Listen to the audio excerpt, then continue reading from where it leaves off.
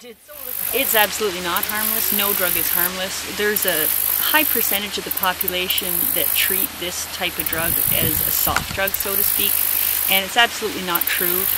Any crack addict, or cocaine or ecstasy or anything, they all started with weed. You don't just all of a sudden start shooting heroin into your arm. You start with weed. So anyone that thinks it's a soft drug is sorely mistaken. This week is the final week in which we're out finishing up locations that hadn't been hit before. Today we've hit 3 different locations so far, and we've got about 400 plants altogether. The marijuana this year is very healthy. It's just maturing within the next week or so. It's very large plants, very large stalks, and the harvest, if it was left, would produce a major amount of marijuana in the area.